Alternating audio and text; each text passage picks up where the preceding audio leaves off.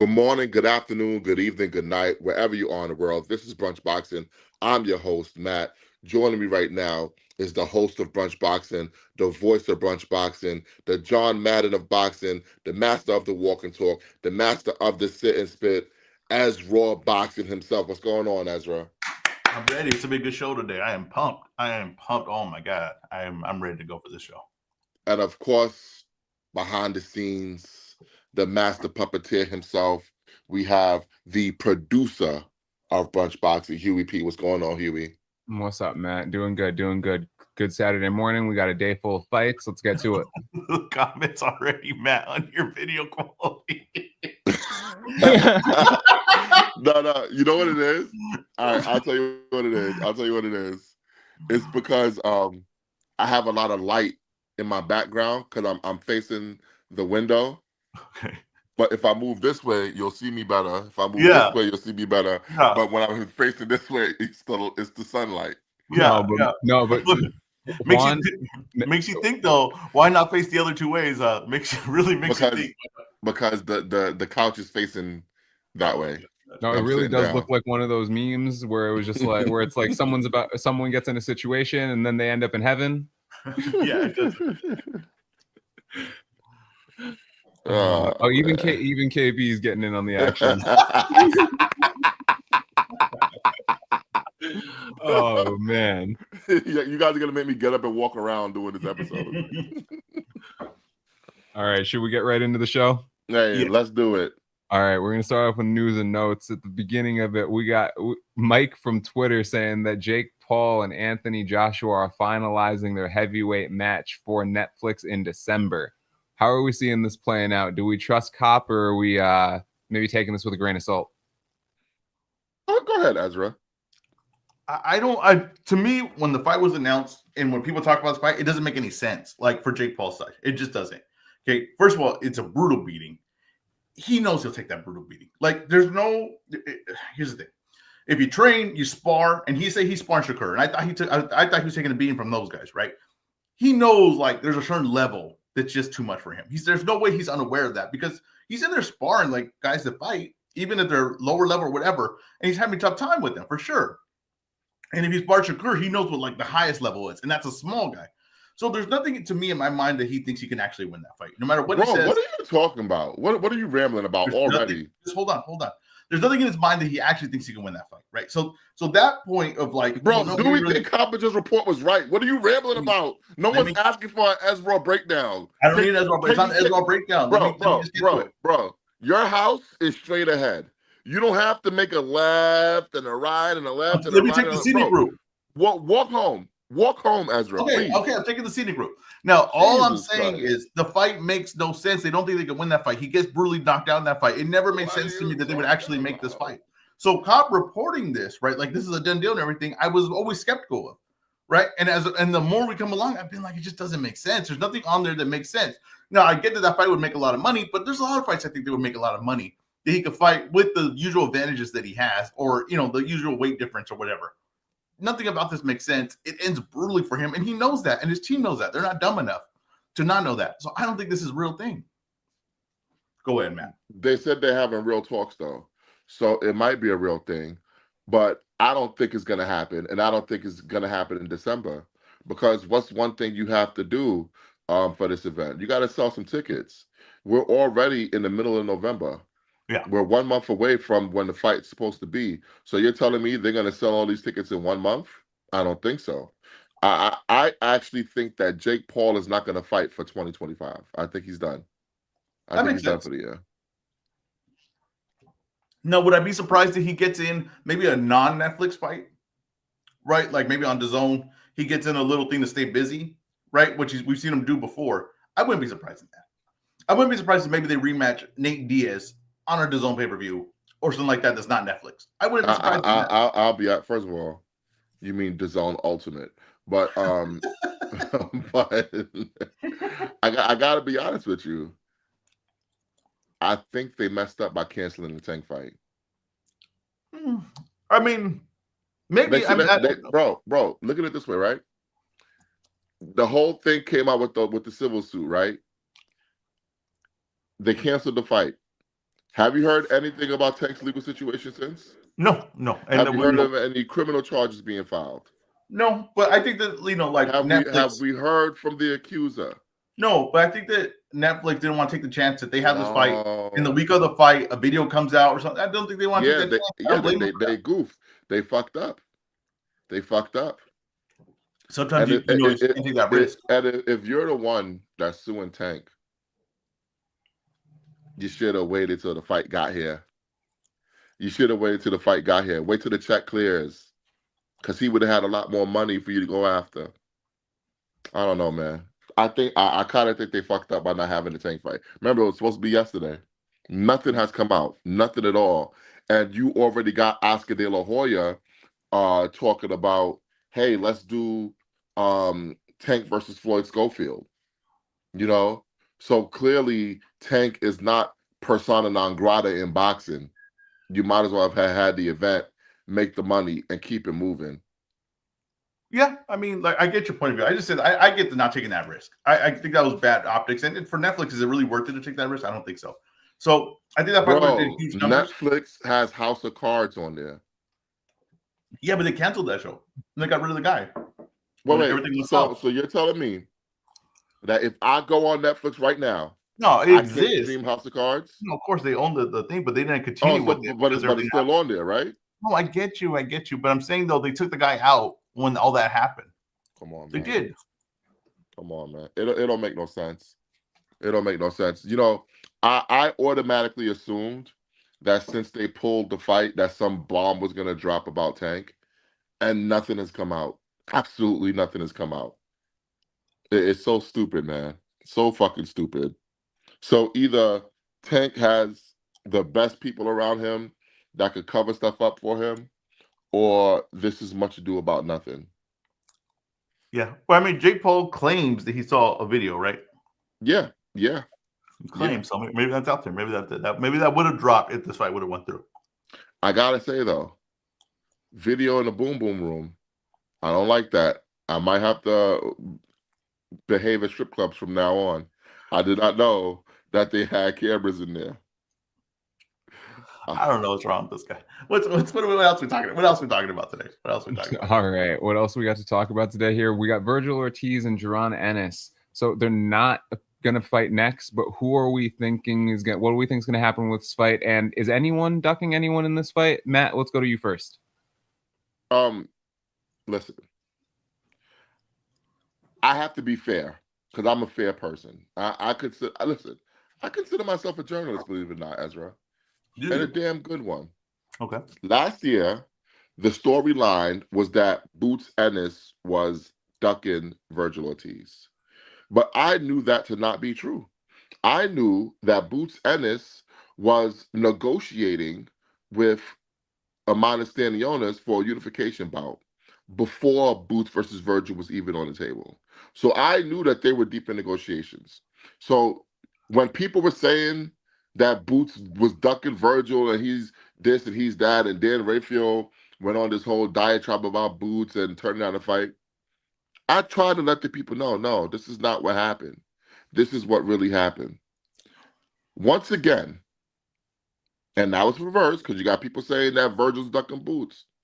I told you guys that PBC is going to try to get Vergil in the mix.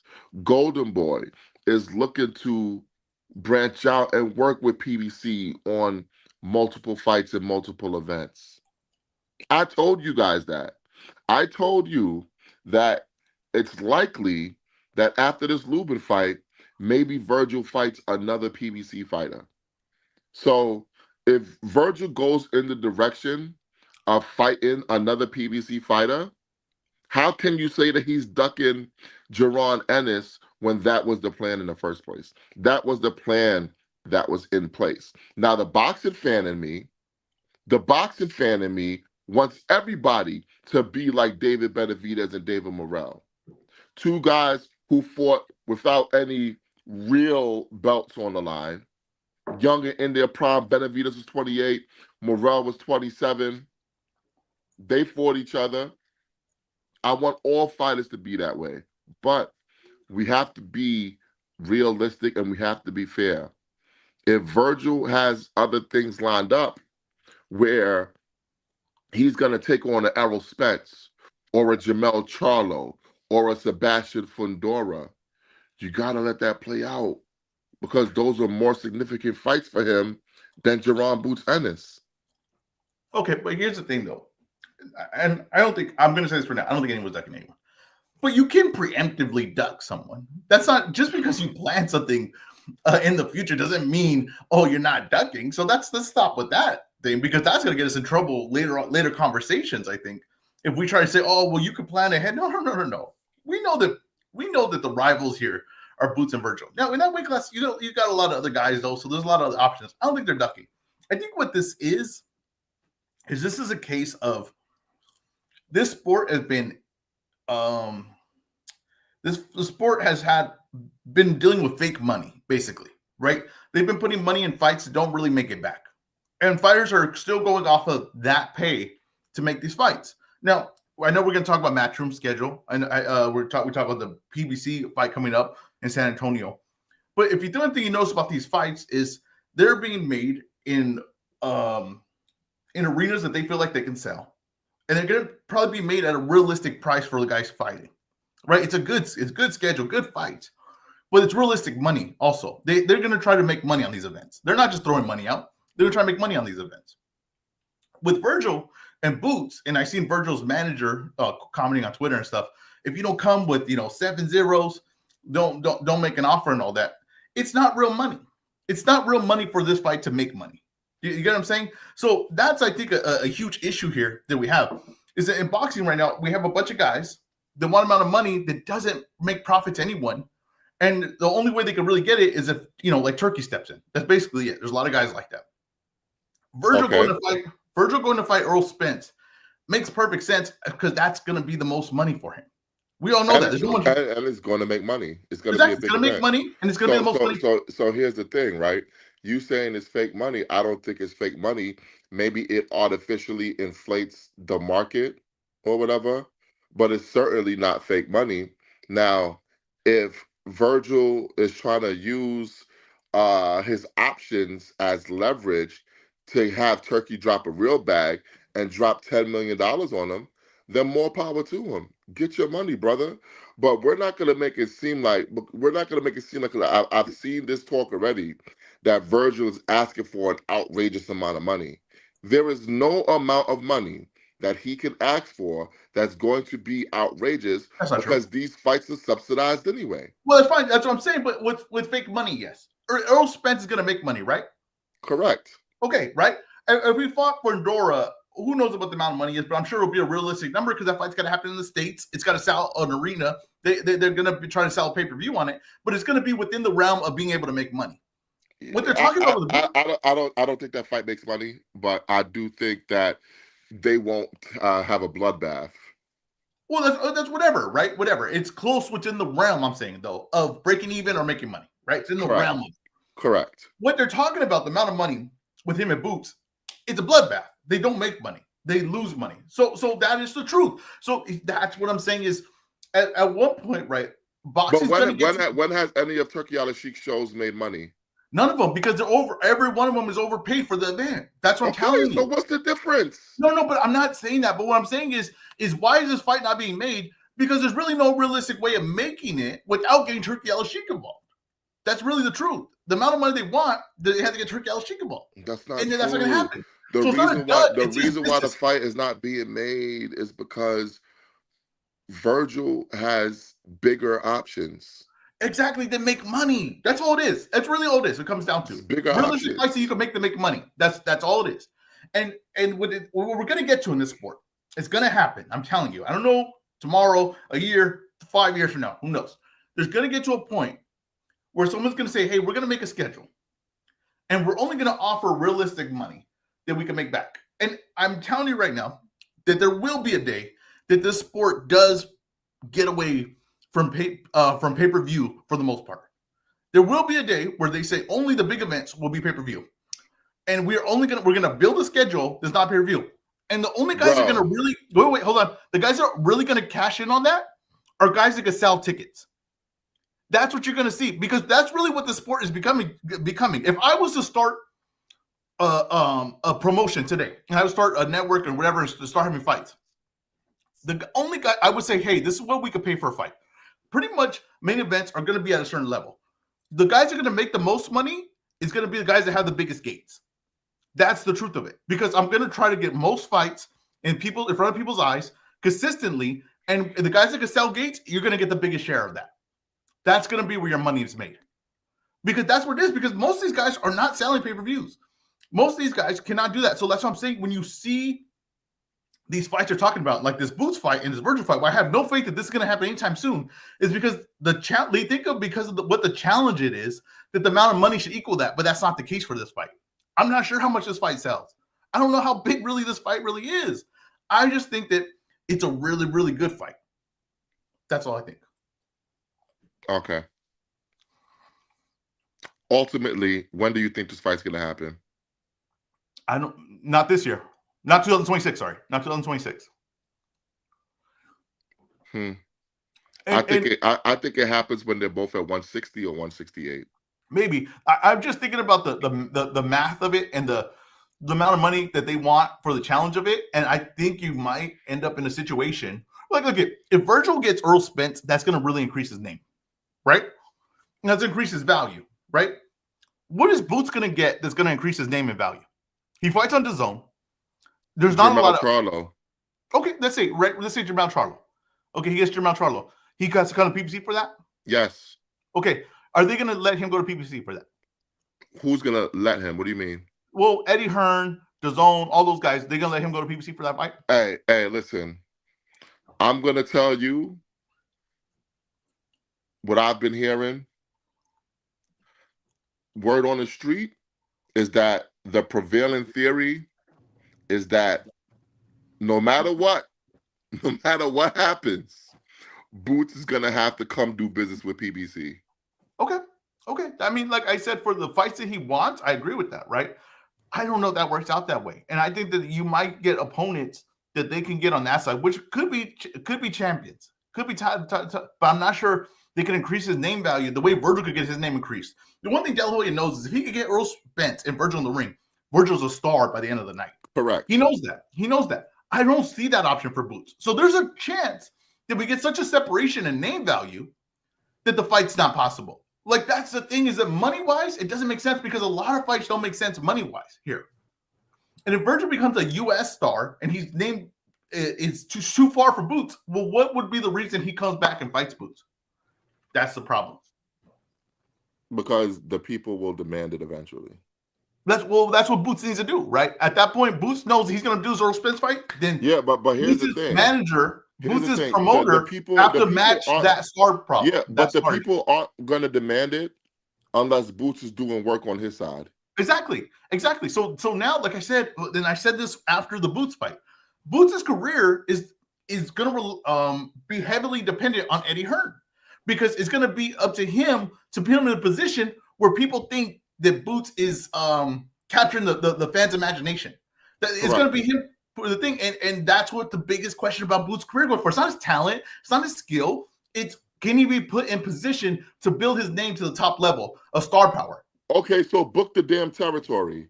If you're Eddie Hearn, what's next for Boots? Bro, you have to get Xander Zayas in the ring.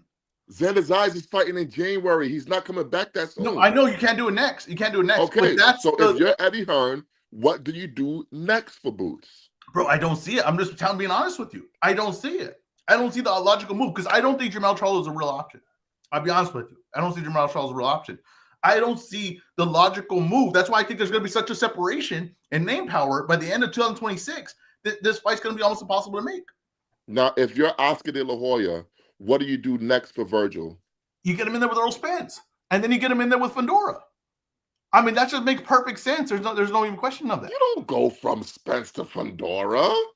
Bro, you're a new star at that point. You're a new guy at that point. You're going to test your star power at that point. Respect to Sebastian Fundora. Very good champion. No one gives a shit. It don't matter. You got to understand that he's a guy, right? And I know Ty's about to come in and start yelling, but he's a guy, right, if Virgil's a name after he beats Earl Spence, you match him up with a tall giant like that, people are gonna be interested. Once you get to become a star, like Earl Spence, right? Earl Spence versus Fedor's a big fight. It doesn't matter who the guy is. If I'm Oscar De La Hoya, what I'm doing is Cinco de Mayo weekend. Okay. Dallas Cowboy Stadium. Okay. Vergil Ortiz versus Errol Spence. Okay. And we're doing after that. September.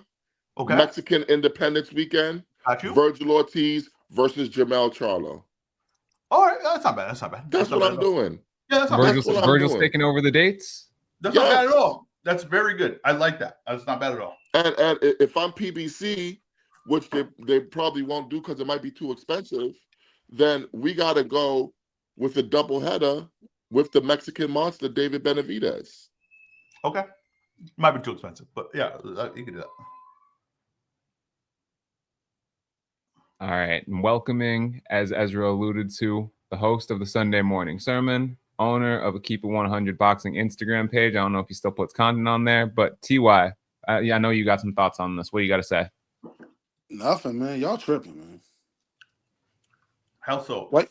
So why they waste Boots time then? He could stay home last Saturday, right? Whoa, hold on. Nobody he could stay home, right? Nobody invited him. Nobody invited him? Nobody invited him. Who wasted his time? Nobody invited him. No, so listen. They invited him in the ring. He stayed home. So Vergil about to pull up Rodriguez. He want to fight old guys don't fight, right? Come on. So both the guys he want to fight in 2 years. So here we go. Another year, they be eligible for the Hall of Fame. That's how long they ain't fight. So here we go. I've been critical. You know, I'm a Boots guy. I didn't go to the last fight, but I went to the Karen for fights. But guess what though? So when Boots fight the guys he fight, please do not make a tweet about the guys he fighting and he fighting bums. Why? Because the guy want to fight. He want to fight guys that ain't fight since. Hold on. So let me ask you a question. I've been fighting 2 years. Hold on. Let me ask you a question, Ty. Is Vergil Ortiz the only option for Boots?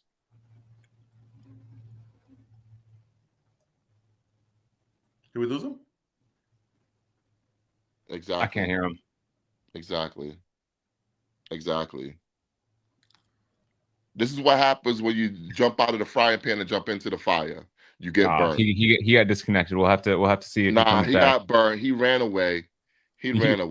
Let's keep it moving. We're gonna keep moving, but we might come back to this topic if CY joins us. He ran away. Oh, you think? Hold on. We got him back. Don't CY, you back? Me, son.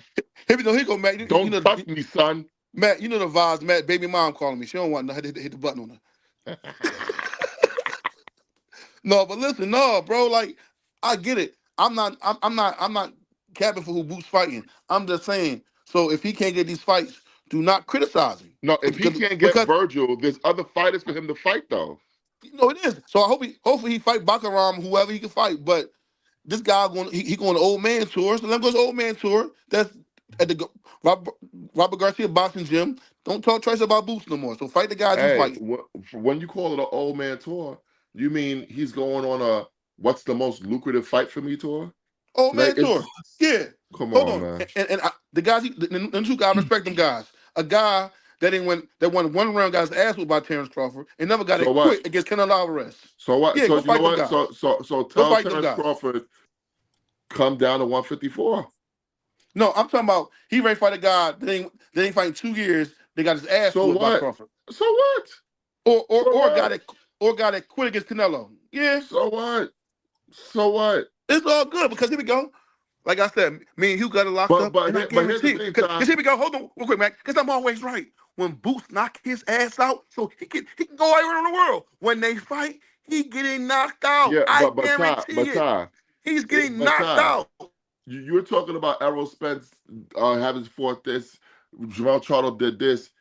But prior to those last fights, they were able to build their names up to the point where they are still lucrative stars and people still want to see them fight. Despite being out of the ring for 2 years, people still want to see them fight. So let's have Boots do the work to where he could build up his name and be Teflon. Whenever he want to come back, he could get a bag. See one thing. See the one thing that Boots can do, other guy can't do. he got a whole fan base behind him, so it's cool. Boots gonna be all right. We talk trash, we love him All though. right. So enjoy Madrimov. hey, listen. Huh? What? We're losing you. You're We're cutting, losing you're you. cutting that tie. Come on, next, man. I got y'all. Get out the truck, nigga. Get out the truck and go somewhere with some fucking reception. Ty, did you have one last thought on this before we move on? No, I'm good. Move on, y'all. Next topic. Y'all good. All right, so things are heating up ahead of next week's event. We heard Devin Haney sound off on Brian Norman. You know what, Matt? We'll start with you on this one. What do you make of Devin Haney's confidence leading into this fight? Hey, listen. Devin Haney's confidence is at an all-time high. And I got to tell you, I love the Debo Devin Haney gimmick. I love it. Debo Devin Haney, he's coming to snatch your chain and your belt. Okay, so whether or not this is false bravado remains to be seen. Whether or not this is real confidence, and it just doesn't matter because Brian Norman's better, remains to be seen. But what I do know is that going into this fight, we are going to get the best Devin Haney that we've ever seen. Now, is the best Devin Haney that we've ever seen enough to beat a young, strong, heavy-hitting welterweight in Brian Norman? That's why they fight the fights. But when I spoke to Devin Haney, he said, a lot of people are going to be surprised how I beat this guy. He said they're going to be surprised. Like he made it seem like this is like barbecue chicken alert. So I'm wondering what's the game plan. I'm wondering how he executes it and gets it done. And if we've only got 1 week away,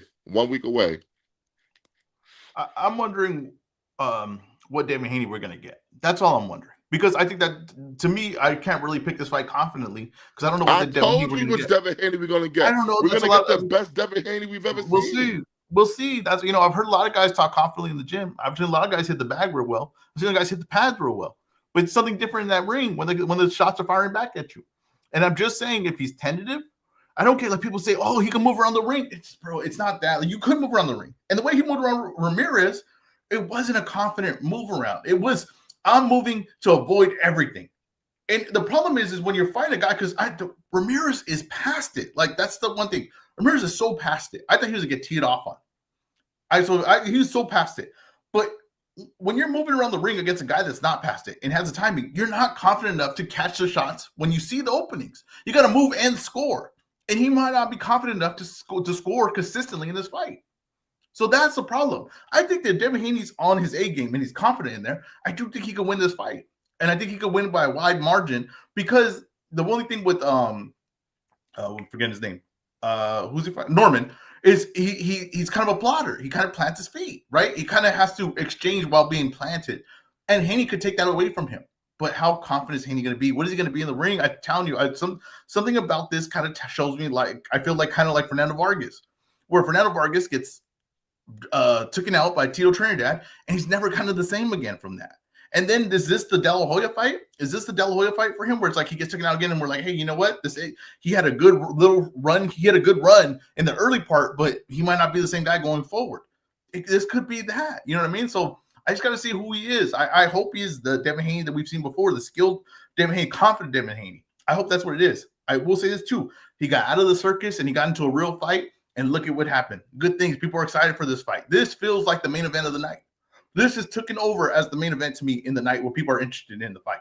People most are on their edge of their seat for this fight to see what it's going to look like.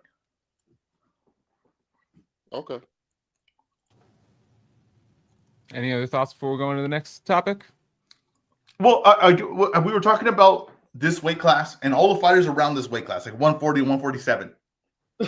And the one thing is boxing doesn't have a lot of connected storylines.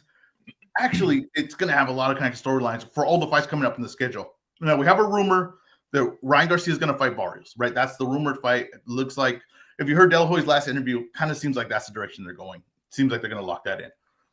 That's for another PBC Golden Boy collaboration? Yes. That's going to be for a bout. That's a fight that... If only you had someone that was telling y'all this was happening. if that looks like a fight to me, I favor Ryan Garcia in. Maybe I'm wrong, but I favor Ryan Garcia in that fight. Okay, you got Rolly Romero. So wait. Ezra, you favor Ryan Garcia over Mario Barrios, the Aztec Warrior? Yes, I do. Yes, I do. And yeah, Rolly Romero, who's supposedly going to fight Pacquiao. We'll see if that still happens. Pacquiao's been training. Rolly's been training. Kind of seems like they might be linking up schedule-wise. Who knows? But that's another fight, right? You have Shakur Stevenson versus Teofimo, fight at 140, right? Another fight right there at 140. That these guys all connect storylines. If these guys all win or lose, they can all fight each other. It's actually very, very good and healthy for the sport that this weight class is really getting going and picking up. If Devin Haney wins this fight and Ryan Garcia wins this fight, that's a damn good rematch and a unification at that for titles. So, like, that's what I'm saying. That the one thing boxing has had a hard time doing is weaving these stories together. These weights and this weight class and the schedule is weaving together very nicely. Welcome back, TY. What are your thoughts on Devin Haney and Brian Norman? Devin will outclass him. All right, short and sweet. Yeah, hold on. Like my man Nino said, rest in peace. 3 fights ago, y'all ain't want to see Brian Norman on your TV. Now he's Tommy Hearns. Rest in peace, Nino. The listeners are in agreement as far as what we've gotten in comments, thinking that Devin Haney is going to win this fight. Also, disagreement with you, Ezra. Whoa. I didn't say Devin Haney's going to win. I just said we're going to get the best version of him. Oh. That's okay. I misunderstood what you were saying. I mean, hey, we made our picks for this fight. I mean, who did you pick? Who did pick? I'm going with Brian Norman. Okay. All right. Well, the listeners disagree with you guys then. I'm going with Brian Norman. I think Brian Norman's going to knock his ass out. No, honestly, I was going off of Ty's last response, so I forgot that you guys disagreed with him. Anyway, Xander Zayas and Abbas Barao have announced a unification fight in Puerto Rico. What are the real star of 154, the real man at 154, Puerto Riqueño, Xander Zayas. I like the way he moves, man. It was just late last year. Vergil Ortiz was ha. You ain't a big enough name for me to fight. Go get a belt. Go get your name up. And now the Rabbits got the gun. Not only did Xander Zayas go and grab a belt, he's looking to grab another belt before Vergil gets his first one. Come on, man. First belt you gotta ever. Respect it. Ever. I like the way Zayas moves. That's for sure. Like, he's one of the guys. He really wants to show how good he is. He really wants to know how good he is, and he feels really confident. I can't argue that. Am I super high that he becomes the number one guy in that division? No, I wouldn't favor him over a lot of the guys in that weight class, the top guys. But who gives a shit? Yeah, who cares? But whether or not you favor him, I think that Xander Zayas has shown me that we're gonna find out. Exactly, and that's all I ask for fighters. I just want to find out. That's all I ask. If you like, here's the thing with going back to Devin Haney. Devin Haney will let me find out. He will just go in the ring, and I'm going to find out with him. I'm going to find out the truth with Devin Haney. I'm going to find out the truth with Xander Zayas. That's great. That we need more of that. I need all of that. That is great. He could have had an easier fight here. They wanted to give him an easier fight here. He said no. He said, give me a fight that means something. Give me a fight for a bout. I think this is a tough matchup. I don't think this is. And the funny part is, he took Barao from Boots. That was the fight that Eddie Hearn claimed that he was making for Boots next. Okay, yeah. Going to get that WBA belt. Xander Zayas says, au contraire, mon frère, not so fast. I'm taking that fight. I'm the man at 154. Everything runs through me. And you got to respect it. I respect I respect all the moves he makes. I respect that he wanted to fight Fundora.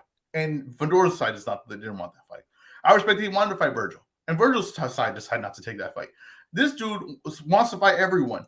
And I think after he wins this, if he wins this fight and he grabs the other belt, I think he'll call out another name and be like, let's get it going. I gotta tell you, I think it's a damn shame that it doesn't seem like a lot of the boxing public are behind this fight. I see a lot of derision when it comes to the reaction to this fight. And they're like, oh, this is like a weak matchup. Bro, these are the two champions. How is it a weak matchup? Burrell's coming off his best win, his best performance. I mean, that's ridiculous. That's a ridiculous thing. I think that all the criticism I have for Top Rank, everything I say for Top Rank, I think the way they did this, the way they built it up, the video package they did for Xander Zayas has been fantastic for this fight. I do think that. Did you Now, see Matt, his video with Tito Trinidad? yes, it was great. Great. And I'm telling you right now, they're going to build a huge Puerto Rican following for this guy. They are, and they're doing it the right way. They're doing it 100% the correct way. They are taking their time. Like I said, innovation comes out of need, necessity, and desperation. And Top Rank might be getting innovated here with what they're doing. I like that. But here's the one thing. If I'm PBC, I'm PBC, Zayas, Fundora, Madison Square Garden, Puerto Rican weekend. I love it. Gotta do it. Yeah, gotta do it. And Top Rank's becoming one of the top managers. But why would he? So you telling me that a Boots Xander fight won't make more money than Fundora? Mexican versus Puerto Rican Now rivalry. sit here and lie. Now sit here and cap. Now you sit here and cap.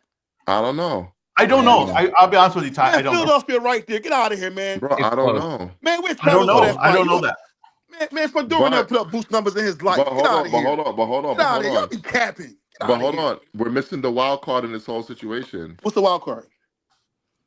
It might be Xander Zayas versus Keith Thurman, Puerto Rican Oh, weekend. no, of course, I get you. But you're not going to tell me that 5,000 or 8,000 people from Philadelphia traveling to New York more than Fundora. Fundora got 3 Let me ask fans. you a question. Would Fundora got 3 would fans. you come to New York for that fight? Yes, I'm coming. Whoa. You sound like Matt, Sound like Eddie Hearn. I'll be in New York for the Shakur fight. Okay. But listen, if you can't come through, I'll buy a ticket to that fight. I have a question for both of you because you guys just brought this up. Let's just say they can't do this Fundora Thurman fight. They just abandoned that, right? They jump ship on that. They're not jumping ship on that fight. Okay, that fight's happening. Hold on. No, Listen, who would you give a better shot to? Listen, I don't want to speculate about something that's not happening. Okay, but let's just say listen to what I'm saying. I think that Fundora versus Thurman is happening in March. Okay, that's fine. I'll ask you a simple question. I don't want to hypothesize. Who would you favor? Who would you give Thurman a better chance against? Fundora or Zayas? Both. No, it can't be both. Both. You gotta pick one. You know what I mean? Both. Matt biased. Matt think Thurman can beat everybody. Keep going in the line. Matt won't go against Ty, Thurman. what do you say? Who's he got a better shot against? Oh, Fundora or Zayas? Bro, I say Xander just because of the dimensions of Fundora. So here's the thing with him with Xander, they kind of do the same stuff, right? Like they're gonna match footwork with footwork. Then that's pretty interesting, right? That's an interesting kind of matchup. I don't think he wins either one right now at this point, but I think that's a more interesting fight for me, in my opinion. He can't match footwork with Xander Zayas. Keith Thurman can. As I told you guys last February, Xander Zayas has the best footwork I've ever seen in person. What are you talking about? Wait. He has the best footwork in what? I didn't hear the last part. Xander Zayas has the best footwork I've ever seen in person. Bro, in person. Hold on. In person. Okay, but listen. That's a really stupid statement. Hey, Matt, he ain't that guy no more, right? How many fights has Matt been to? You don't know. It's a stupid statement. I've been to a lot of Matt fights. could have seen thousands of people fight in person. And me, when I go to boxing events, especially if I'm like on the floor or close to the ring, I only watch the feet. I don't even watch the upper body. I only watch the feet. Matt's never scored a fight accurately in the arena. The feet tells me what's happening in the fight. The feet, Chico, they never lie. Hold on. You wouldn't understand, Ezra, because you're plotting. You're plotting. Not me. Matt, I have a box. I got a question for you, Matt. What's up? And I'm gonna see if you lie. we read this fight together. So you tell me Xander got better. So Xander got better feet than Shakur? Yes. Oh my God. Well, to be fair, Matt didn't see that whole fight. Yes. So here's the thing. Xander uses his feet to get out of punching range for the other guy, but never out of scoring range for himself. That's fair. Shakur sometimes uses his feet to get out of range completely to where he doesn't even have an offensive move that he can make. Yeah, but that's fine. That's more complicated footwork. No. But sometimes you want to do that though, right? Shakur wants to get out and say, "Okay, we're regroup." You have to walk into my speed at that point. That's not a mistake. That's a strategic strategy. Also, Xander Zayas' feet might not be fast enough to completely eliminate from that kind of thing, right? That's also a skill. A step back, which I'm very surprised the fighters don't work on more, like Shakur has, should be worked on more. That step back where you completely eliminate someone's offense. Yeah. So one of the listeners wants to know, why are the blacks so obsessed with footwork? I don't even know what that means. Oh my God. Anyway, what's hey, you know what? Hey, Huey, I think it's time. You blocked. You is dumb as hell. You blocked, man. Yeah. Yeah, I don't know if you saw it in the comments there, but I had already taken care of it. Hey, Matt, yeah, you know what's funny about that, though? member to the block party. He said the blacks about footwear. We talking about the Puerto Rican though. Yeah, exactly. exactly. Like, what are we doing? Who knows? But I think that actually Xander Zayas versus Keith Thurman is a really interesting fight.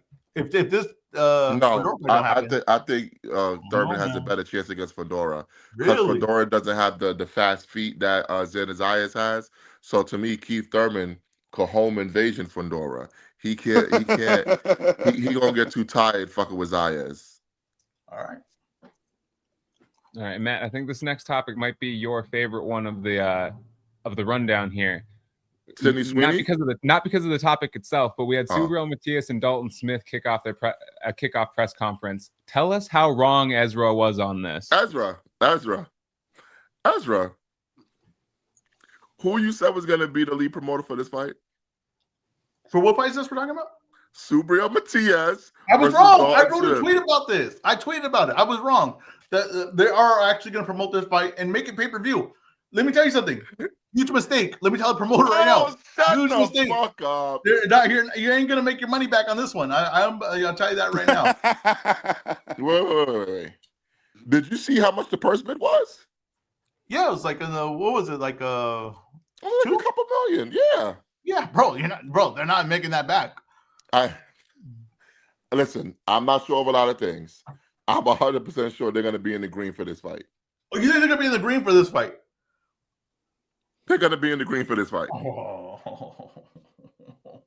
Matt, are you going, Matt?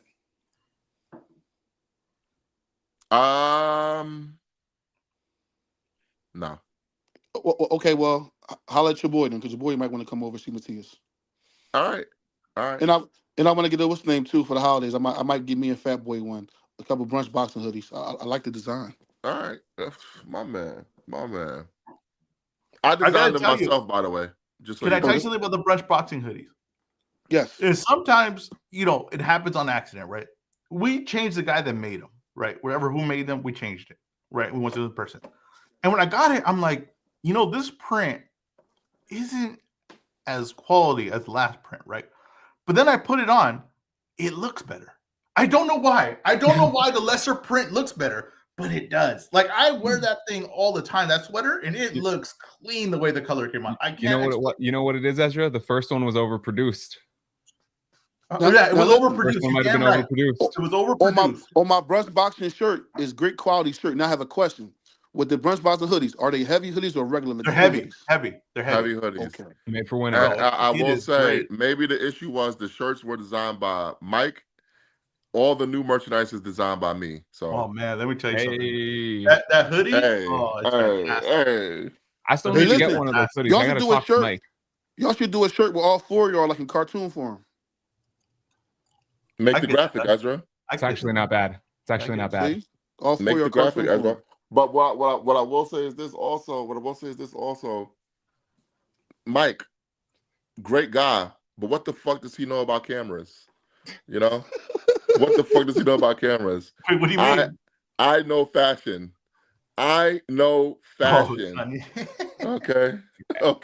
Ezra, we got some feedback from KB. He says you need to sit down. He says you need to sit down. You got to stop moving so much. Why are you so jittery? You're frenetic in your movement, Ezra. Oh yeah. Let me tell you something. When I get on this show, I don't eat anything beforehand. I don't drink water. I just get caffeine straight down the pipe. What you chewing? Gum? That's gum or tobacco? And I am this gum. And I'm ready to go. Like, you gotta understand, I'm amped up. The problem I had was I was sitting down this whole time. I wasn't giving you the full energy that I have. I go for a walk, I put on music, right? and I just get pumped for this. I'm like, oh, I'm ready to go. I'm ready to. Honestly, if I was in the same room with Matt, I physically attack him. You gotta understand. Like, one of the listeners said that you look like you're on that Joseph Parker. that Joe Boxer. Hey, yo, that's crazy. That's crazy. All right, let's move on here. Let's keep going. So Callum Smith and David Morrell are heading to purse bid after they failed to finalize a deal for their fight. What's going on with this? Matt, let's go to you first. Hey, so the funny thing is, remember the WBO convention? Something I took note of when they mentioned the Callum Smith David Morrell fight. Eddie Hearn basically said, "Hey, the talks are ongoing. We're close to something here." The guy from PBC TGB said, "I don't know what the hell this guy's talking about." He said David Morrell is negotiating a fight. So I'm not even sure this fight happens. And I gotta tell you, if this fight doesn't happen, shame on PBC and shame on Matchroom. Yeah, it's a perfect fight. A great damn fight. And sometimes I understand these guys want money. I understand this is a business. Everyone wants to make money. But damn, can we get something? Can we get something for us? This is a banger of a fight. And if I'm PBC, this is a very winnable fight for Morrell. Mm-hmm. Very winnable. You got Morrell back in the title picture already. Yeah. I don't get it. I don't get this fight not happening. You got to make this fight. It makes perfect sense. Some fights just make perfect sense. The money can't be that crazy for this fight. Like, it really can't. There should be a way to work this out. Let's make this fight happen. Or just it's entertaining. And whatever the fight is, It's entertaining while it lasts. And there's a good chance Morrell walks out with his hands up. And you get Morrell back in the conversation with all the top guys. I like the fight a lot, man. This fight, to me, this fight makes too much sense not to happen. Listen, we know the boxing schedule is going to be pretty strong to start the year. It's pretty strong in December. That's another great one to add to the list. I'm just saying, if you make that, that's like another great one where I'm like, man, I'm looking forward to that fight. Yeah. What else we got, Huey? All right, we got Moses Atama and Jermaine Franklin headlining the Magnificent Seven event. Ezra, this is your boy. Start us off. What are your thoughts on this matchup? I get at the point where he is, but it's not as exciting as It's amazing how you turn into Ralph Cramden when your boy is fighting a shit fight. I don't love it. I don't love it. Look at here's the one thing. I think Moses Atama, like I said, is a problem for anyone in heavyweight right now. Prospect of the year. I think he's a problem for anyone, and that includes Usyk. I think he might be Usyk's toughest matchup remaining. Now that Joseph Parker's out, you got Kabayel and you got Atama, and those are the toughest matchups. He's a problem for Usyk. He's a problem for Usyk. Can we see him against a top guy first? That's fine. I'm telling you, you got to trust the eyes. You got to trust the eyes sometimes. And look here we go. Franklin's just there to, they're trying to get round. They're trying to get a guy that's able to withstand perhaps the first or second round. I don't think he is either way, though. I think he's still going to get him out. And I think this is going to keep going until you really up the level. I think they're setting this up for a pull-up fight. Another guy he's going to put beat the brakes off. I know. Oh my God. I know. He's going to be fighting Pulev. But wait, Huey, did you hear that? Though, right? And let me tell you why. But you want to know how good? Wait. You want to know how good Moses Atama is? You want to know how good Moses Atama is? Dillian White getting in there with Franklin and Pulev while he's like 20 years old, right, or 21 years old. Hold on. Is disappointing. That's how good he is. Wait, hold on. Dillian White. No. That's how hyped he is, not how good he is. No. That's how good he is. Dillian White, Jermaine Franklin, Kubrat Pulev, fucking you. Yeah, it is what it is. You. No, because you told me that this guy was the next coming of Muhammad Ali.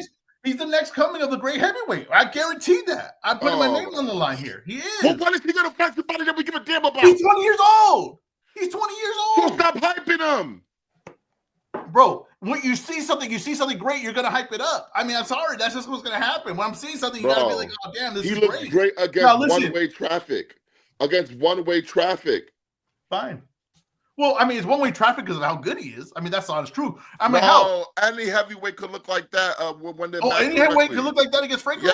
Yes. I don't think that's true. I don't know. How many rounds did Joshua go against Franklin?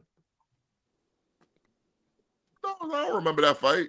Come on. No, it's how many rounds he go with them? Because I guarantee Atama goes less, and I guarantee he looks more impressive in it. Jermaine Franklin looked like shit in his last fight.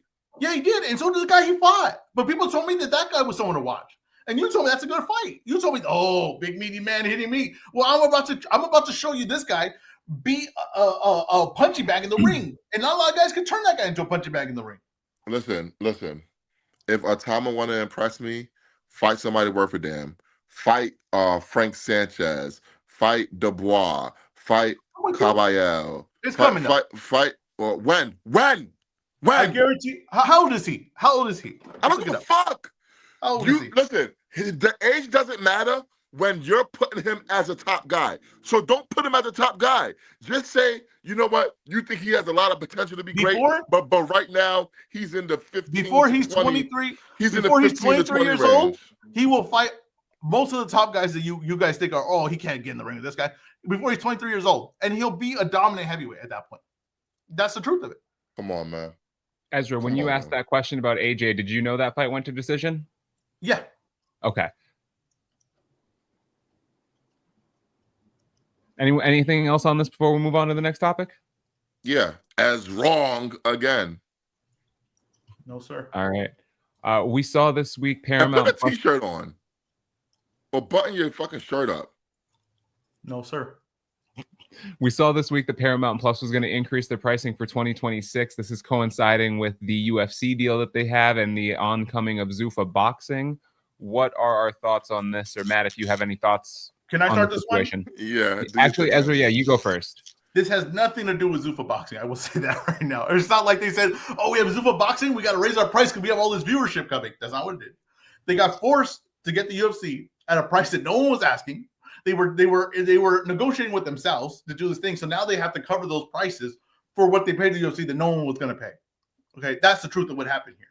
Of course, they're going to go up because they paid an astronomical number for the UFC, and now they're hoping that all these viewership comes from the UFC. But what's the thing that we're noticing for a lot of these things? ESPN said we're not getting the pay-per-view buys or the viewership that we thought with the UFC. It kind of went down. If you look at WWE, ESPN is not getting the viewership they thought they were going to get. Netflix is not getting the viewership they thought they were going to get. Just because it's a very big risk to take the UFC and take the one thing that prints them money, pay-per-views, and say we're not going to do pay-per-views anymore. All the fights are going to be on this, and we're paying an astronomical number that they weren't even getting back when ESPN was paying half of that.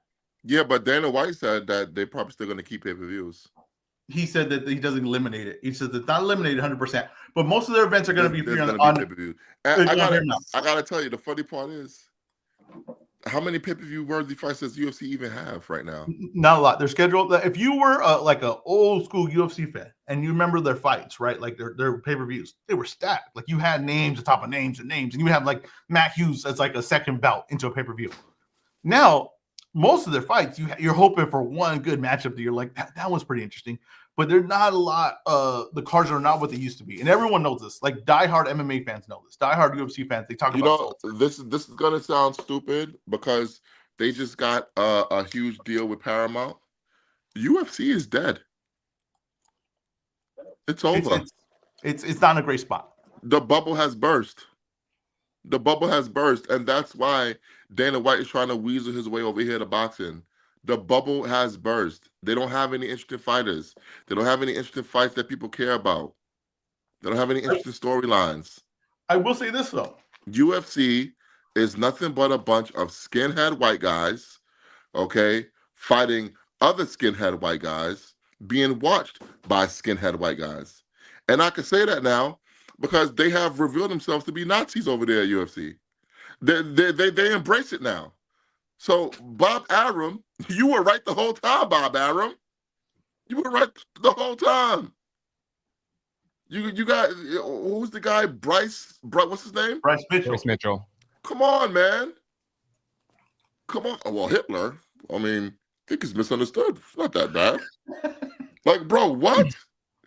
What are we doing? Lloyd brought up a good thing that came out this week in the news where Daniel Cormier was talking about the UFC having trouble signing American fighters because the NCAA NIL deals are paying more than they do. Can I say one thing about that? And that the contributing factor, they were having trouble before the NIL deals Because the one thing about college wrestlers is there's no pro sport for them to go to. So when they go to college, I think they actually, a lot of those guys do leave with an education. And they go into that field because they really don't want to get punched in the head. The thing is, to convince a guy to get punched in the head that's never really been punched in the head or doesn't get punched in the head consistently, it's a big leap. It's a big leap. They were not getting top wrestlers. That's why when they got Bo, what the hell's his name? Bo Nickel. Bo Nickel. That was a huge deal. It was a huge deal that they got Bo Nickel because they were like, oh, we got a top wrestler.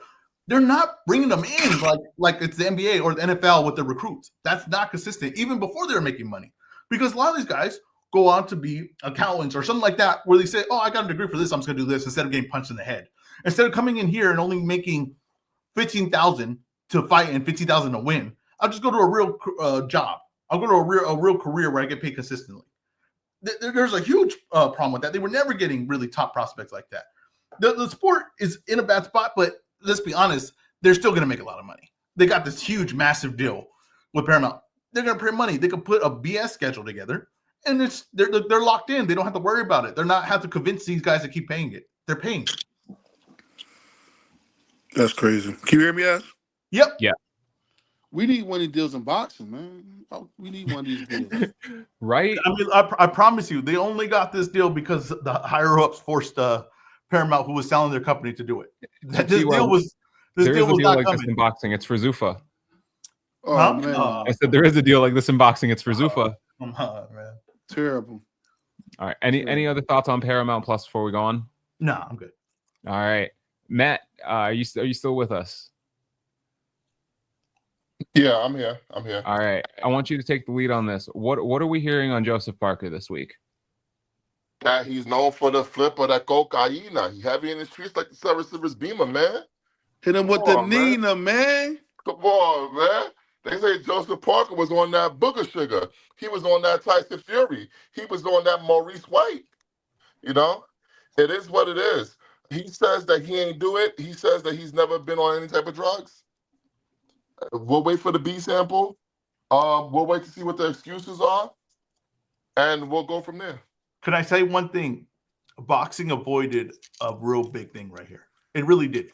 If he wins that fight, and we're all talking about him versus Usyk, and then this comes out, oh man, that really hurts. Man, it's cocaine, Ezra. It's still going to lead to suspension. Still going to lead to suspension. But still going to. Hey, listen, and it's crazy, right? Cocaine will be in your system that long. That means he got high, like probably a couple days before the weigh-ins. So what I'm saying is, it stays in there 48 hours. 72 to 40, up to 72, Matt. Yeah. So if he wins that fight and we deal with this, and then we say, oh, he's got to be suspended and all that, kind of delays the heavyweight division. Luckily, Wardley won, and we know we're getting that fight next. Shut your bitch ass up. You talking to me or your cat? Talking to you. Damn. What are you doing right now? I don't have a cat anymore. You lost your cat passed away? Yeah. Oh, damn. Yeah, sorry to hear about that. No, he didn't. He did. He got ate by a rat. Come on, man. Are you drinking Are you drinking a beer? No, it's a what is that called? Seltzer water? No, what the hell? A cider. Correct. That's crazy. A cider just by itself, huh? What am I supposed to drink it with? I'm just saying, like cider, I always feel like it's like a party thing. Like, you know, like you're gonna Thanksgiving or Christmas. You're just pulling a cider out, I'm just gonna drink it right now. I don't think I've ever seen that. Like on just like a regular day.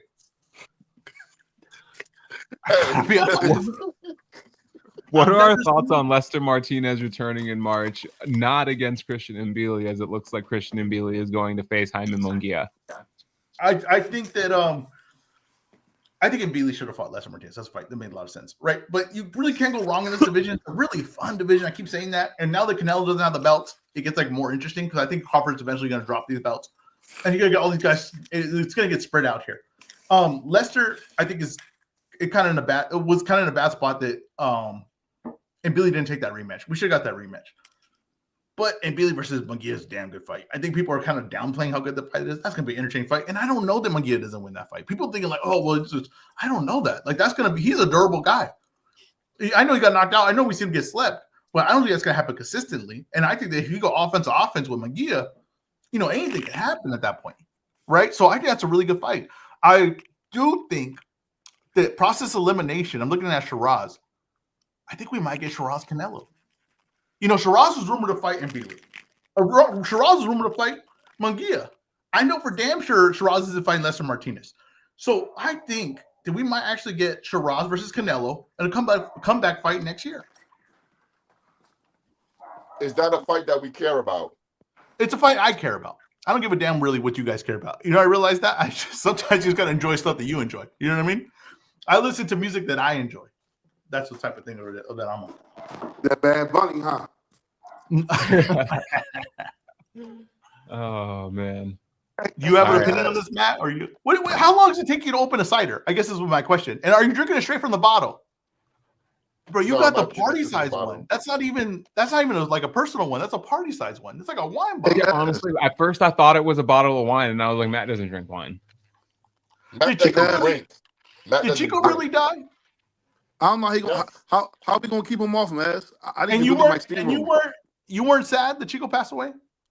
Very sad. Okay, because you didn't post anything about it. Because I don't need y'all trolling me, because I'm gonna get upset. Why would you be trolling? When my dog passes away, I might cry on this show. You know what I mean? Like when I mentioned Chico passed away, first thing Todd said was that he got ate by a rat. That's true. That's true. It's immediately. That's what he said. Hey, Ez, I think Emily gonna knock out. Emily might knock him out, bro. Munguia? Yeah, the pressure. He ain't ready for it, bro. Yeah, maybe, but maybe he gets knocked out too. Like that's the thing. It's like when Munguia, the one thing you want to do is exchange with them. I got you. Yeah, like that's a tough fight, man. That's almost a guaranteed war. That's a guaranteed war. So listen, who would y'all get for Lester then? Who a good name for Lester? Lester's in a bad spot. I gotta be honest with you. He's in a bad spot. I mean, supposedly he's getting the winner of that. I hope that's the case. That's great. Let me think. Super middleweight. Let me ask you a question. Why did Lester step aside? Did he, or did they allow? I think they allowed Mbili to get the fight. They didn't. I don't think Lester stepped aside. They allowed Mbili to get this fight. They gave him like an exception to get this fight. What about Lester versus Berlanga? No, Berlanga's fighting supposedly Resendez. Derenchenko. What about Lester versus Beck? Oh, I love that fight. I've been asking for that fight, and that was a fight that was made at one point, right? That was a fight that was supposed to happen at one point. See, when I said it in my head, I was like, "Did they already fight?" Is that why I was thinking about that? No, yeah, they were talking about this in the past. Yeah, they were I got a fight, Okay. Huey. What about Lester versus the guy that beat Caleb Plant? Yeah, Resendez. He's fighting Berlanga. He's fighting Berlanga. Okay. My bad. I'm bad with names. My bad. Yo, this nigga's like booty tang. Listen, man, I'm like, hey, look, I got CT. I'm punch drunk. Same here. Oh man. All right. Any other thoughts on the Christian Mbili Lester Martinez situation? It's a great fight. This is a great division. Pay attention to this division. Go look at the rankings of this division. Look at the top 10. You can make so many great fights in this division. Like I'm not kidding you. This might be the besides heavyweight, this might be the funnest division boxing. Hey, Ez, I gotta see this whistling kid y'all been telling me about. This yo-yo kid y'all keep telling me about. Oh, you want to say? Yeah. Wait, no, who are you talking about? Yo-yo. Hernandez. And Hernandez. Yeah, Hernandez. I was confusing two guys. I think people are higher on him than I am, but he's a good fighter. He's a good fighter. Matt love him. Yeah, Matt's a little crazy about him. But he's also drinking a cider by himself, no party. I mean, like, how much can you trust this guy's decision making? When they bought that, Matt, did they say what's the occasion? Matt went to self-checkout so he could avoid the questions. Bro, that's insane. I've never seen someone drink. What are you drinking out of? What is that cup? Is that a measuring cup? No. Bro, I think that's a measuring cup. What is that? It's not. Is it a jar? What is that thing? I've never seen a cup shaped that way before. Come on. Put it to the camera. No, I'm good. See, it's a measuring cup. It's not. They got Matt on. They got my man Matt on embarrassed. All right, Oscar Iglesias and Bruno out. Saras are in negotiations to face each other on January 31st. Matt, you're a big Iglesias fan. What are your thoughts on this matchup? I don't like it. I think it's a step back. Yeah, he's gonna put a beating on Saras, like a beating. Like I get like Iglesias versus Lester Martinez should have been the fight. Hey, you know what? We're talking about Munguia. I'm going back to Sarase. Munguia popped hot against Sarase. Rematch, right? No, the first fight. No, the rematch. Yeah, the rematch. And was that win was marked out? Was made a no contest? No. So what happened? Moved on. Really? Hey, Matt, Ez. Yo. Who was the bull that knocked out Bud, homie? In the first round. I don't remember his name. What was his name? What's up with him, Matt? What's up with him, Matt? Santana. Can he fight Lester? Bro, nobody gives a fuck about Ryko Santana, but yeah, why not? No, Matt. I'm not saying I'm joining his fan club, Matt. I'm just saying he can have a good win. We trying to find Lester to fight, Matt. Damn, kill my matchmaking. Okay. All right. And do you want to say anything else about this before we go on to the next part of the show? No, Ross is going to take a beating. He's going to take a beating in that fight. Iglesias is for the real deal. Like, Iglesias is a guy that I hope can get some real fights because he's the real deal. All right. So we got Ezra, your favorite part of the show, the EzRaw breakdown and report card. First off, Rafael Espinoza versus Arnold Kagai.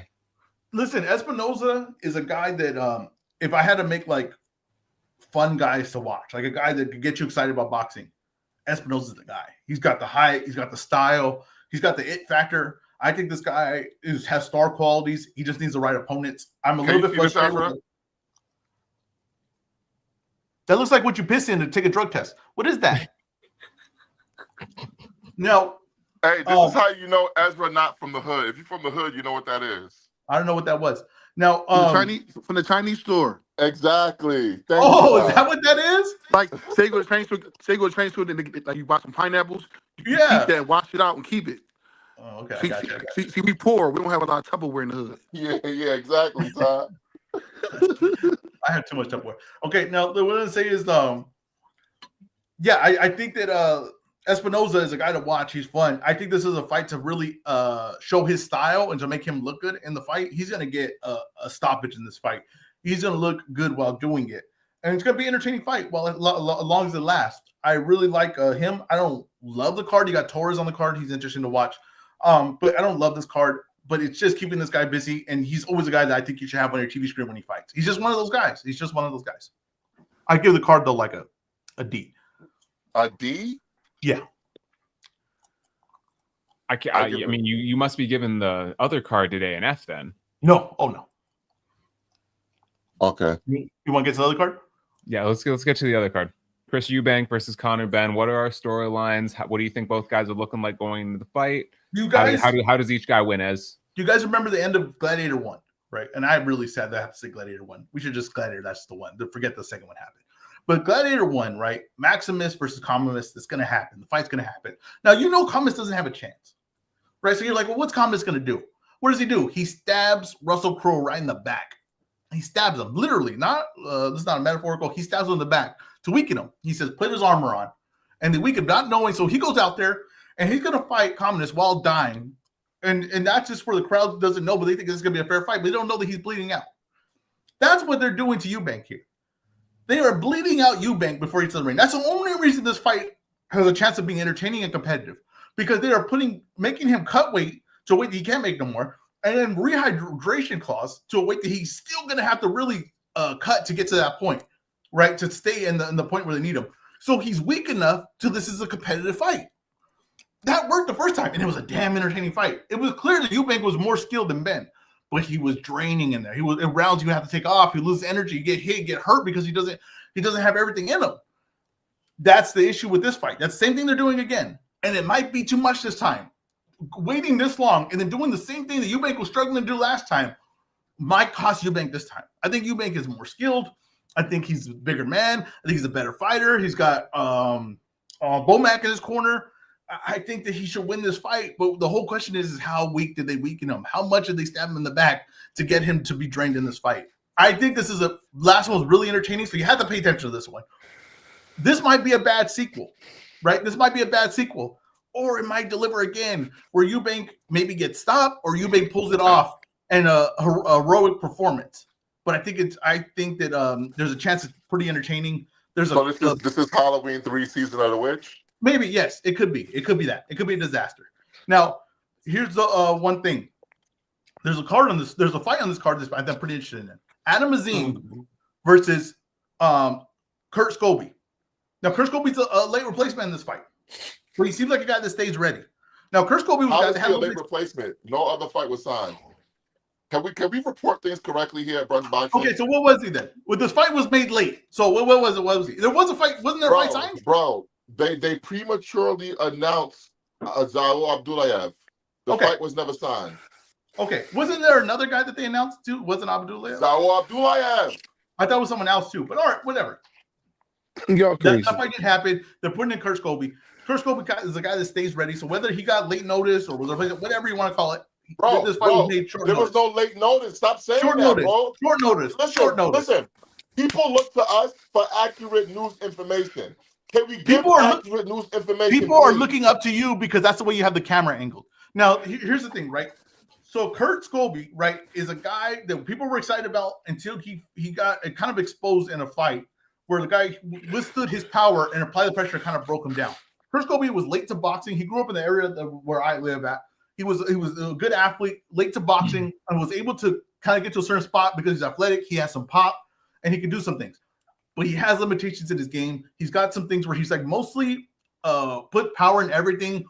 He doesn't have setup shots really. He's kind of just explosive. Adam Azim's an offensive guy himself, but he can do more things offensively. But he gets hit, and Kurt Scobie gets hit. So there's a chance that these guys land some big shots on each other. I think Adam Azim's going to pull it out because he has more experience in boxing. He can do more things, but I think it's a pretty. So you're telling me that in a boxing match, two guys are going to hit each other? No. No way. What I'm telling you is there's defensive holes in both of their game. Now I think that there's a lack of head movement when these guys throw offensive punches.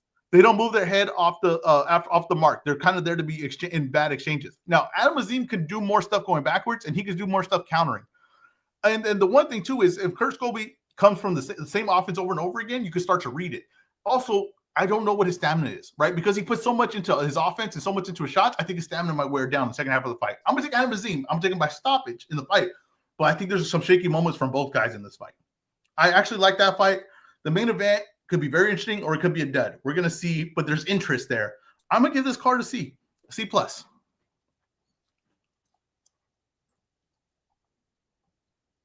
And that's where I leave it up. Matt was only there to be a speed bump for me. Here's the thing. While we're waiting for Matt, I do have more for you, Ezra. All right. On this card, not only how you grade it, but let's do tomorrow today. What do you see happening for whoever wins in the main event? For Eubank, tomorrow today, I think that people will possibly be talking about, of course, his move up in weight. I think that if he pulls this fight out, that people are talking about matchups with Shiraz, the guy we brought up. I think they're talking about matchups with Canelo because that'd be a good Canelo get right fight, right? Especially because everybody who they're associated with makes a lot of sense. I think that's what it is. If Conor-Benn pulls this off, he introduces his name at 154, and I don't think anyone thinks he really has a shot to beat the top guys, but he's an interesting guy at 154. That's just basically what it is. He's an opponent at 154. I think that people will be talking about that they just weakened Eubank enough for this guy to finally get the W. I think that's really what it is. If Eubank wins, they're going to say, go to 168. And what the hell is this noise? You guys hear this noise? I mean, am I not the only one hearing this? All right. And I think Ty fell asleep. No, I'm here. No, Ty's muted. All right. I'm here. I was on mute. It sounded like somebody was breathing, right? It did sound like that. Just like that. But I think that Eubank will be talked about for a Shiraz fight or a Canelo fight. Hey, Matt, can I ask you a question, Matt, about this fight? Yeah. So how long did Scobie had to prepare for this fight? He's always training. I think 2 weeks. I think 2 weeks. Okay, 2 weeks. He's always training. Oh my God! Why you give me attitude because you give me Ezra attitude? I was asking a legit question. Yeah, legit question. I mean, dang. Do you have a prediction for this fight? Are you still part of the show? I think Azim should win, but I'm taking the fight to go over 7.5 rounds. Okay. Okay. Well, that I don't leads us hate in. That'll just lead us right into our best bets and the easy. Is it the raw hard cash now? Raw hard Ezra? cash. Is it raw hard cash is your segment. So what do you got for the people? Show Simple me the one. money. 2-leg. Adam Azim by stoppage. Chris Eubank money line. That's plus 123. Adam Azim by stoppage. Chris Eubank money line plus 123. How did last week's bet go? I don't remember what it was. I'm sure I won. What the fuck? I don't remember what it was. Then you can't say I'm sure I won. I'm sure I won. Virgil Ortiz fought last week. No, he didn't. Yes, he Didn't he did. fought last week? Yeah. What are you talking about, Ezra? Virgil Ortiz fought last week? He beat Lubin. Oh, I'm thinking of Boots. My bad. I'm thinking of Boots. Yes, All right, so can you remember now since you? No, I I mean- still don't remember it. Oh right. my God, Matt, you got anything for the people? Yeah. Win the people some money, Matt. Yeah. Azim versus Kurt Scobie over 7.5 rounds. Azim usually is a late stoppage kind of guy if he's gonna get a late stoppage. And Kurt Scobie is durable, and he's even more durable at this higher weight class than he was against Dakota Linger. Also, Eubank money line I think is the right call. You got to take Eubank money line, and that's going to be plus money for you. TY, you got any bets for the people? No, I like Eubank money line. All right. I mean, if you want to get cute, you can go by decision. I don't think he can stop Conundrum. You know what? Ben got a hell of a chance. He can't stop him. So I did if see you want, though go ahead. that most pundits are taking Conundrum. I just see that too. So just for everyone watching or listening, Chris Eubank on the money line is minus 172. Conundrum is plus 146. Now, I do remember my raw hard cash last week. It was Virgil stoppage, Lakers over the Hawks, and Rams over the Niners, and the Lakers Hawks cost me. Yep. So just there it is. Yeah, the Lakers got smacked. Yeah, they did. Yeah, they did. Now we had some announcements here this week from Matchroom. So Matt, let's book the territory and let's go through this schedule that they announced. So we got Matchroom announcing Andy Cruz versus Raymond Moritaya. Are you making a peanut butter jelly sandwich? I am. What's going on? I don't understand. What happened to the show? Are we doing a show? Is this what happens? I don't get when I'm not here. I don't know what's happening right now. Ezra, when you weren't here, Matt did the show with his shirt off. It's ridiculous. All right, so we got Andy Cruz versus Raymond Moritaya. Usually I Okay, get go all ahead, this Huey. done without you harassing me. Bro, this is what you're doing usually? This is why he turns his camera off usually, is what I'm assuming. This is ridiculous. Is it the chunky peanut butter or is it smooth? This is creamy peanut butter. Yeah, that's the right way to go. That's the right way to go. All right, so we had some announcements from Matchroom here. We got four fights to go through. Andy Cruz versus Raymond Moritaya, Bakra Murtazalia versus Josh Kelly, Lee Wood versus Josh Warrington 2, and Emmanuel Navarrete versus Eduardo Sugar Nunez.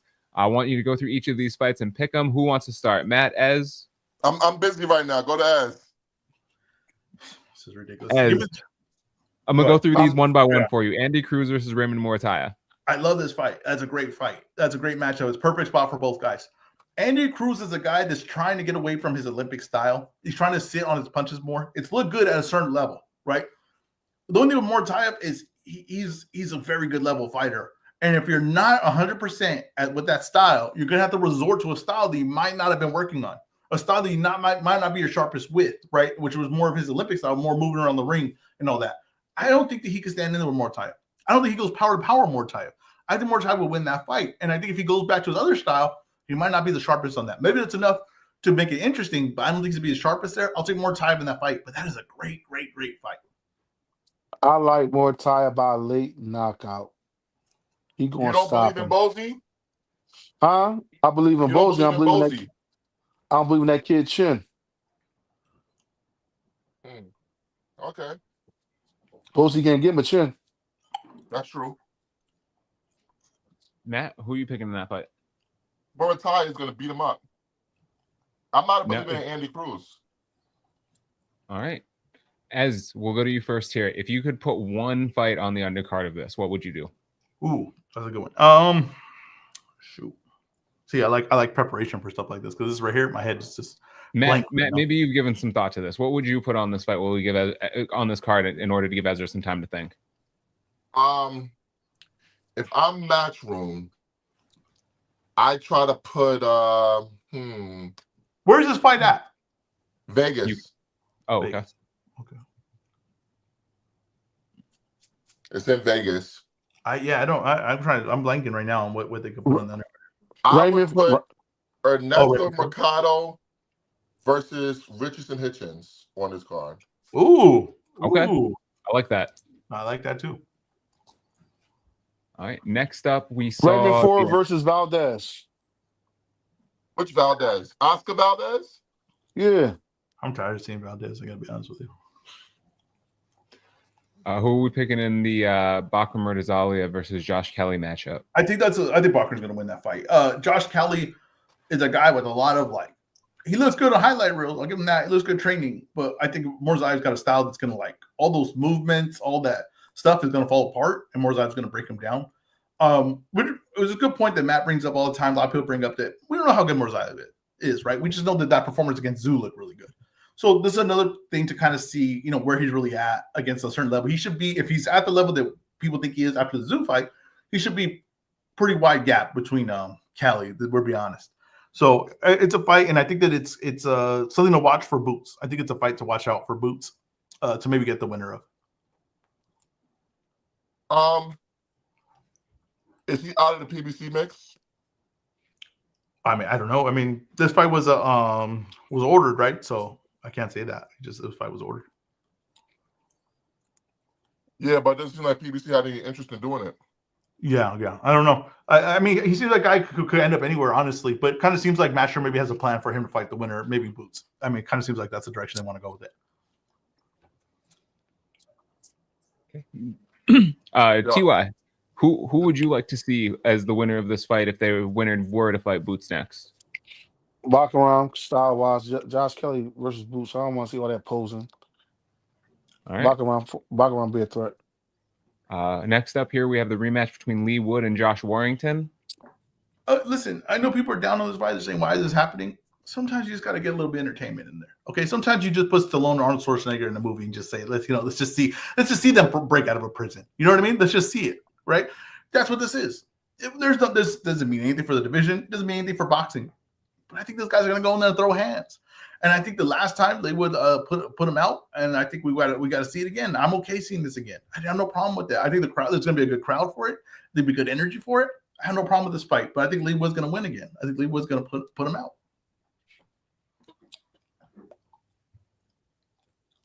Matt? I agree with you right though. now, man. I'm sorry. I agree with you, Ezra. Busy right now. Bro, who takes a lunch break? Josh Who takes a Warrington. lunch break? A 2-hour podcast. I don't understand this. Who takes a lunch break? 2-hour podcast. Bro, To be fair, I'm kind of surprised this is the first time Matt has decided to eat on the podcast. I gotta say, that's very offensive, Huey. Very offensive. It is, but well deserved. Very well deserved. All right, keep it rolling. Let's not let Matt get in the way of the show. I just meant that we've been doing the show for 2 years, and I'm surprised that no one had to have breakfast on the show. Because I need the food to settle within an hour so I could go to the gym and get my workout in. Bro, drink a protein drink like a regular man. Men shouldn't be drinking protein. All right, let's keep it rolling. Let's not let him get away with the show. All right, Navarrete versus Sugar Nunez. How are we picking that fight? That's a great fight. Great matchup. Guaranteed to me, fight of the year candidate. I think that's what it's going to be. They're going to go to war. Now, to me, Navarrete is on the back 9. Might be on the back 3. I mean, honestly, he might be the last 3 holes here. Maybe we could squeeze out a last good performance from him and a guy that's going to get hit in Sugar Nunez. But I think Nunez is going to be too much in this fight. I seen Suarez, I think, was about to get Navarrete in real bad trouble, and then they stopped controversially. This fight, I think Nunez is going to be too much. I think Navarrete can land big shots. He's going to land big shots, but the pressure, the shots will add up, and I think he comes up short in this fight. I think this is a really interesting fight. I think if Top Rank had a TV deal, not a fight that I don't think they would be too much in a hurry to make. What are you talking about? No. Don't try to sneak that in. Just saying, if they had a TV deal, I don't think they make this fight. But they don't. They need to keep you guys busy, and this was probably a decent payday. So they said, all right, Navarrete, you can have it. Let's see what it is. Let's find out what it is. Navarrete wins. All right. Ty, what you got? Great. I agree with You say you agree with Matt? yeah. Oh, you're breaking up a little bit. No, I'm here. My bad. No, you good. We got quick hits coming up next year. We'll give some time as we get closer to the events, though. I do think we should revisit that undercard bout for each one of those. Maybe next week we can look into that after Ezra has some time to think about it. Exactly. Ezra, actually, midweek video. Put that on YouTube. Let's do it. All right. Quick hits. Former two-weight champion Reggie Johnson is appealing to the public for assistance with medical expenses. Matt, want to give some more information on this? Yeah, just go to the Brunch Boxing timeline for the GoFundMe if you guys want to help out Reggie Johnson. I'll repost the link to the GoFundMe. You know, very good fighter, warrior. He needs our help. So if you can, you know, donate. If you can't, just share it. That's good enough. But salute to Reggie Johnson. Boxing is a very, to me, a tight-knit community. A thing where like you have access to the fighters more than any other sport, right? Access to the athlete more than any other sport. And I think that if you could help a guy down the cost, a lot of these guys, didn't make the money that maybe is available today, didn't make the money to take care of themselves like that and earn bad spots. And it's a brutal sport. So if you could help them out, I think that'd be great. I'll definitely gonna give something to them because this is a brutal sport. And I'm telling you, like, people just think of what happens in the ring, what happens in training too. It's all just there to wear you down. I mean, that's honestly. Exactly. All right. IBF flyweight champion is set to return against Felix Alvarado on December 27th in Japan. No. What's his name, Huey? Masamechi Ibuki. Okay. Sorry. I honestly, I didn't mean to skip that. I didn't mean to skip over his name. He was ducking. You thought he was ducking that? I didn't mean to skip over his name. Masamechi Ibuki is going to return to the ring against Felix Alvarado in Japan on December 27th. Anything else to add to that? Great fight. Yeah, I just said that Navarrete versus Nunez is guaranteed fight of the year contender. Here's another one that could be a very, very, very strong chance as a fight of the year contender. If you haven't seen Felix Alvarado fight, this dude's going to come forward. He's got a really good inside style. He has a very fun style, but very skilled inside style. And Ibuki is a guy that is going to go too. So I think that both these guys match up perfectly. This is going to be a very good fight. Interesting enough, this fight was originally scheduled, I believe, in Mexico. Then they moved it to Japan. I don't know why that happened. I don't know why it was scheduled in Mexico originally. Kind of a weird place for it to be scheduled at. But it's going to happen in Japan now. Olivia Curry and Kay Scott are going to run it back for the Unified Middleweight Championship. Any thoughts? Nope. Matt and Ezra said no notes. Bryce Taylor is slated to return to the ring against Michael Coffey on December 20th. It looks like this is going to be a Salida Promotions event in Detroit, Michigan. Is Bryce Taylor something, Ezra? You weren't impressed his last fight. Find out. Michael Coffey's at least an interesting name, former PBC fighter. Michael Coffey was interesting at one point, yeah. So no, it doesn't do anything for you? I'll pay attention to it. It's a heavyweight fight. Big meaty man, slapping meat. Before we move too far away from the Ibuki fight, Lord chimed in saying it's a good skilled puncher versus a skilled swarmer archetype matchup. So that should actually be really fun. Bro, nobody gives a fuck what Lord thinks. He's Lord of the flyweights. What did you think of, Matt? Did you hear my documentary idea where we go looking for see who Lord really is and we call it Finding Lord? And it just confuses people. They don't know whether it's about boxing, Twitter, or religion. I think I'm telling you right now, I think if you go down that path, you get to a real dark, turn to some real dark alleys. I'll tell you that right now. I think that goes haywire if I'm trying to find Lord. Also on December 20th at the Salida Promotions event in Detroit, Michigan, Tony Harrison is set to return to the ring against Brian Damian Chavez. Any thoughts on this? I do have thought on this. Here's my thought on this. People think a fighter gets ruined when his first time he gets knocked out or second time he gets stopped and everything like that, and suddenly he's going to have problems in his head. Or the problem is when you no longer you're declining and you still keep getting hit. I'm going to be honest with you. Like there was a point, most of his what weared Ali down was later in his career. It wasn't the early stuff. It was the part where he could no longer really defend himself. He's getting hit clean over and over again, and his body's declining at that point. And a lot of these fighters, when you hear them with the speech and everything like that, it's because they kept going. If you hear Shane Mosley, the stuff like this, it's because they kept going and think. There's got to be a point where you call it. I think that Tony Harrison still has his faculties. I think he's a sharp guy. I think he's doing stuff for the community. I think that this is the point where someone's got to say, hey, we don't need to do this anymore. Ezra, were you there when I interviewed him? Huh? Were you there when I interviewed him? No. I don't know how many of his faculties he still got. I don't want to hear that. But let me say, I'm just saying, you got to step in. You got to know when to call. This isn't a career. I'm going to be honest with you. Boxing is not a career for 99% of the people. It's an opportunity, and what you can do with it within that opportunity is great. But it's not a career. You're not meant to do this to your, I'm 40 and I'm losing fights, win something. No. Once you're not a guy that's not a realistic thing to become a top guy or a realistic thing to be a contender, I think people have to get with these guys and say, hey, this is it. This is over. I think there's a little bit of juice left to squeeze out of Tony Harrison. You just told me his faculties aren't there. So I don't know what juice you're talking about. It's a little bit left. All right. He got one more big fight left in him. I don't think he does, but all right, let's keep it rolling. We got Ramon Cardenas headlining a stacked Pro Box event. Any thought on his fight and the event itself? I'm a little disappointed. I'm disappointed. I've been hearing so many potential matchups for Ramon Cardenas, and then suddenly this is what I get. I was hearing PBC card. I was hearing, Japan. I was hearing all these things, and this is what I get. I'm a little disappointed. Listen, we know Ramon Cardenas because he had a great fight anyway. We want to see if he could be that fighter consistently going forward. That's what we want to see. I'm going to pay attention to it because I know who Ramon Cardenas is now. I'm going to be honest with you. I don't know what the fuck Samson is doing with him. I don't get it. I thought he could have...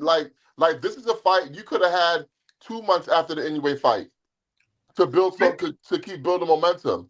Yeah, I don't get it. Sit out the rest of the year and then come back with this. This is what boxing does over and over again. You get momentum and then guys squander it. That's just the problem, right? Morzada is fighting after the Zoo fight so much longer after that people don't remember that he had that performance. They probably don't know who the hell he is because people don't do ride off momentum.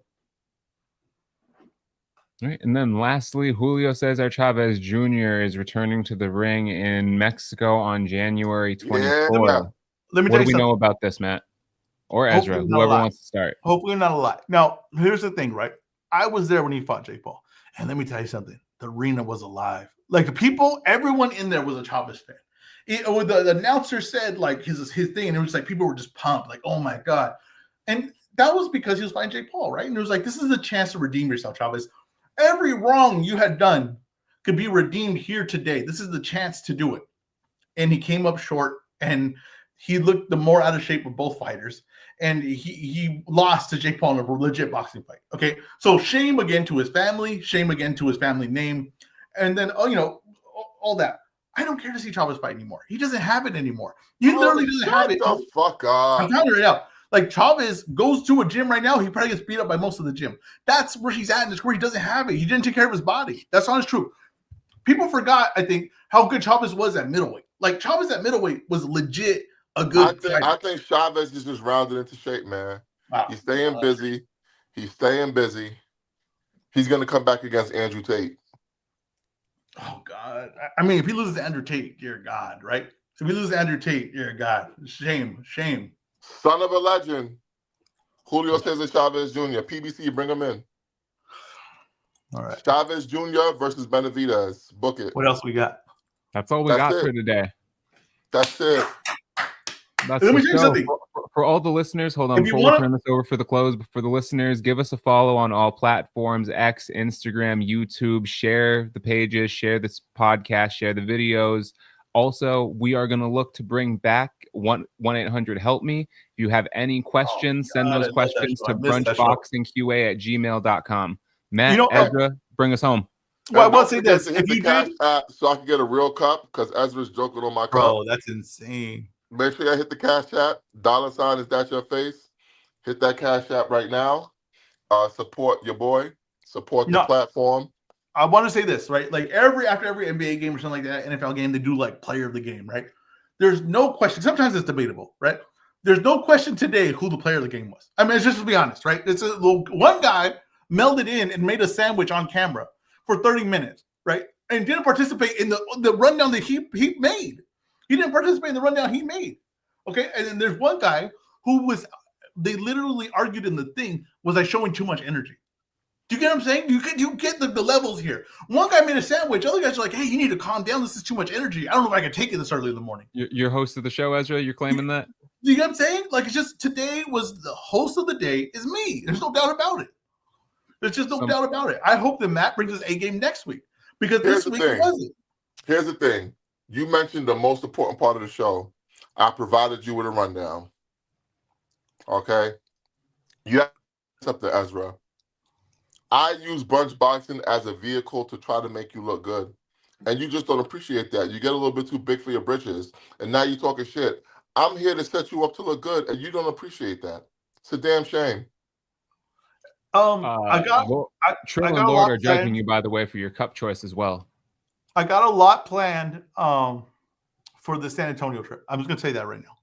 And I will be doing a live podcast every day I'm out there. For every event they throw, I'll be doing live podcasts. I'm going to be talking to the fans too. I'm going to talk to the people from San Antonio. I want to hear what they have to say about this fight. I'm not going to attack this the way that every person attacks when they do this content thing. We're going to be on the road here. We are going to be talking to the people. We're going to bring in whoever's in arm reach. I'm going to bring them in. I'm going to say, give me 10 seconds. That's all I need. This is going to be something completely different. And I know that Matt's a little bit worried, like, what is this guy going to do out there? It's going to be something different. It's not going to be what you're expecting. It's going to be a little bit different. But I'm very excited for this trip.